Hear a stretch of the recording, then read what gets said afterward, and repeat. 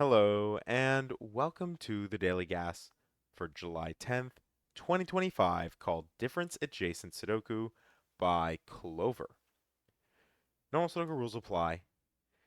If a circle appears in a cell, then the digit in that cell is equal to the difference between the largest digit and the smallest digit in the orthogonally adjacent cells. So, what does that mean? Well, if we take a look here, we have a number of different circles throughout the grid. If we looked at this circle, for example, um, this is just an easy one because there's a 1 here. Let's say it was 6 for no, I guess for no particular reason. Um, what this would tell us is that the lowest digit in these four cells and the highest digit in these four cells have a difference of 6. Well, obviously 1 is going to be a very limiting case. I guess so will 9. Um, and 1 with a difference of 6 means 7 will go in one of these two cells. Let's say 7 goes here. And what that does for this cell is it does something interesting because this cannot be greater than 7.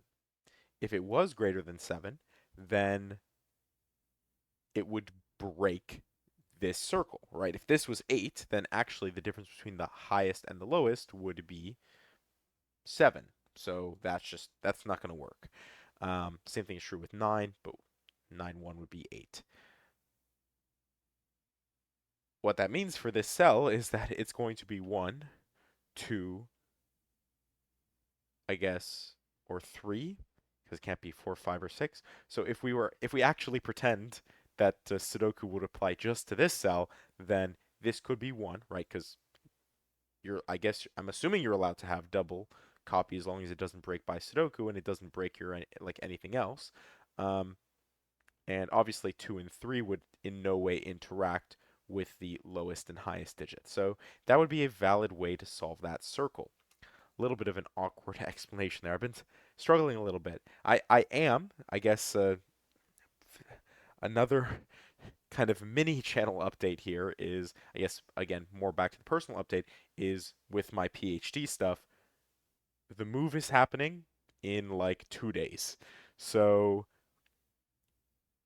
it's gonna be interesting.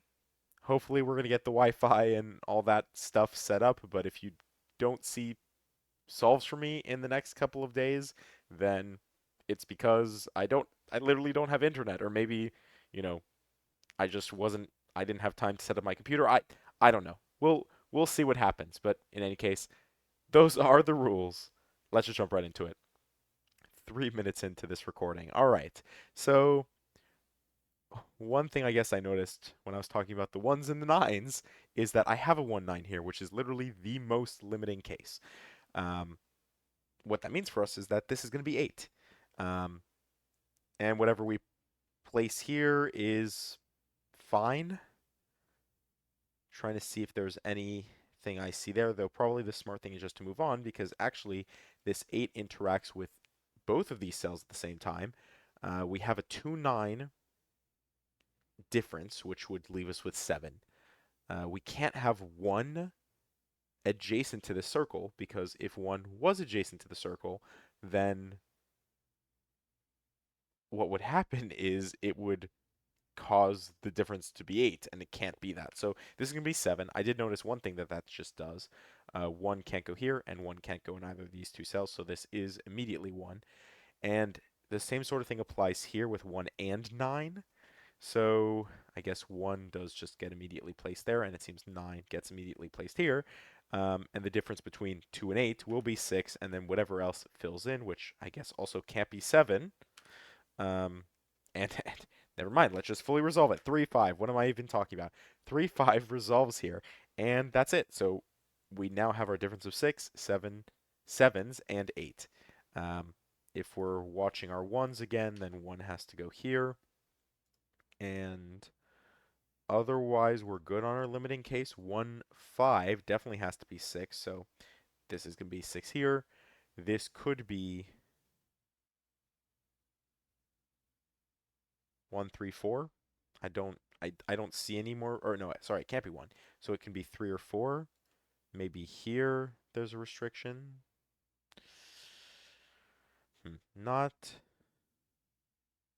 not immediately from what I can tell. So what can I actually do?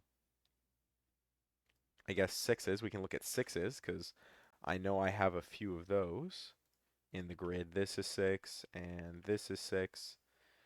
Actually, we're just missing six there. So that is all nine sixes. Sevens. Seven could go any of these three cells. Oh, but seven can only go here. That's some Sudoku. Two. Two here.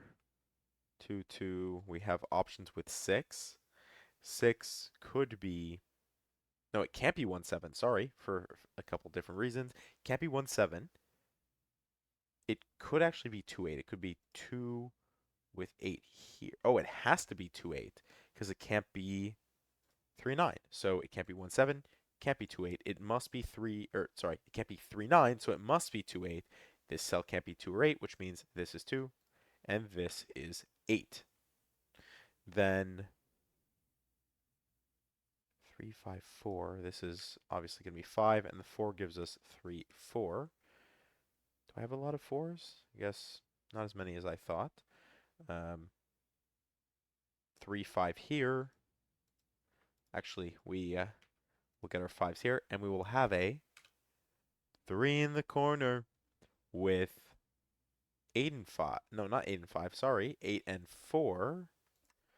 Not quite resolvable here. 4 8. Oh, well, maybe. Yes. Maybe it is resolvable. 4 8 and then 8 5 here actually. 5 8. Then then here 8 could be 8 2. Oh, actually it can't be 8 2.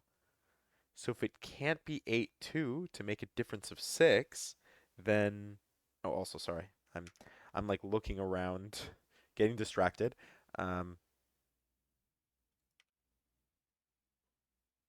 anyways, as I was saying, if we're looking at what our values are here, I think it has to be from the set 3 5, it has to be 3 here with 5 here because it can't be 2 8. You need something greater than 8 to cancel that out, so it has to be the 3 9, which is what I was trying to say before my brain went to mush.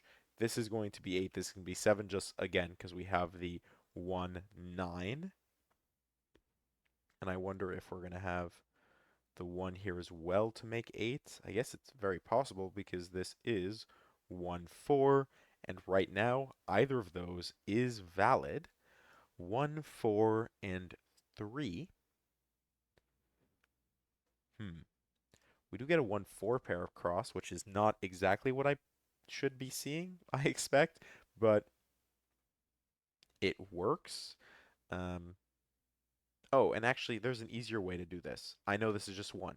Don't even need to think because this obviously can't be 1 because that would break the 2 8 and 1 just sees this by Sudoku.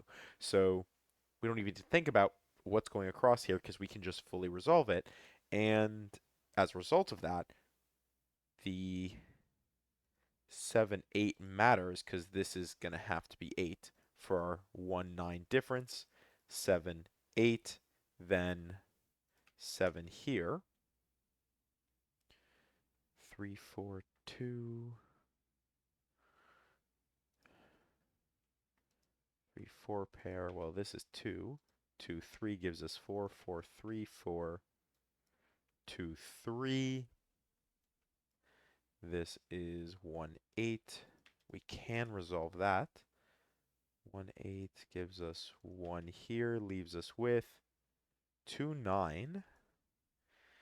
And that's definitely super helpful. Yes, actually, because we get a pair down. I was trying to be facetious, but it actually was helpful to us because now we get the 7 9, and that gives us the 9 2, and the 2 gives us the 2 3, and the 3's give us 3 here, and the 4 and the 5 are done in 6 minutes and 49 seconds with difference adjacent Sudoku by pullover.